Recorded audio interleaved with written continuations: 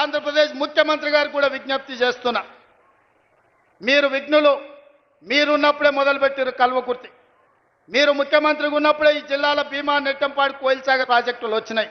మీరు ప్రధాన ప్రతిపక్ష నాయకుడిగా ఉన్నప్పుడే పాలమూరు రంగారెడ్డి ఎత్తిపోతల పనులు ప్రారంభమైనాయి.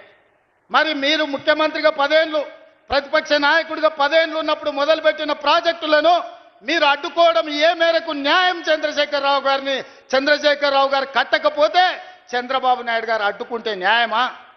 అందుకే చంద్రబాబు నాయుడు గారికి విజ్ఞప్తి చేస్తున్నా, మా పాలమూరు రంగారెడ్డి ఎత్తిపోతలకు అడ్డం పడవద్దు, మా డిండి ప్రాజెక్టును అడ్డుకోవద్దు, మా కల్వకుర్తి, మా భీమా, మా నెట్టంపాడు, మా కోయిల్ సాగర్ మీరు అడ్డుకోవద్దు.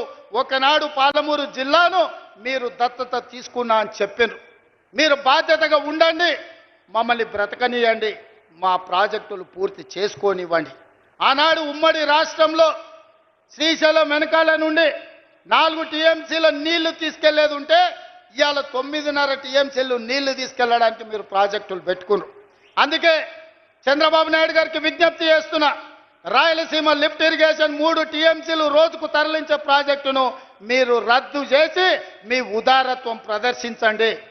మీరు 2 రాష్ట్రాలను సమానంగా తెలుగు వాళ్ళని అభివృద్ధి చేయాలన్న ఆలోచనతో ఉన్నది నిజమైతే రాయలసీమ లిఫ్ట్ ఇరిగేషన్ ప్రాజెక్టును రద్దు చేయండి.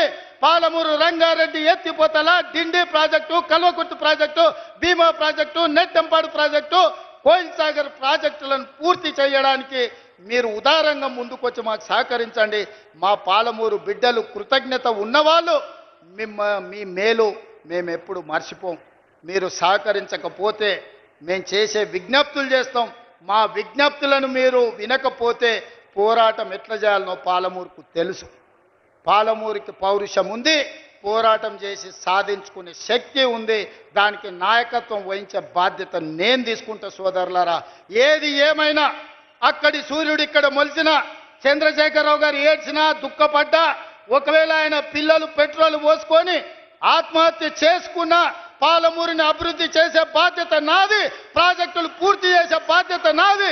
ఈ దేశానికి పాలమూరు వలసల జిల్లా కాదు, పాలమూరు జిల్లా అంటే పరిపాలన అందిస్తుంది, దేశానికి ఆదర్శంగా ఉంటుంది అని చెప్పి ఈ గడ్డ మీద నుంచి పరిపాలన అందించే బాధ్యత మేము తీసుకుంటామని తెలియజేస్తూ మీ అందరికీ ఇంత ఓపికగా ఉండి నన్ను ఆశీర్వదించినందుకు ముఖ్యంగా మా అక్కలకు మనస్ఫూర్తిగా ధన్యవాదాలు తెలియజేస్తూ సెలవు తీసుకుంటున్న మిత్రులారా, ధన్యవాదాలు అక్క.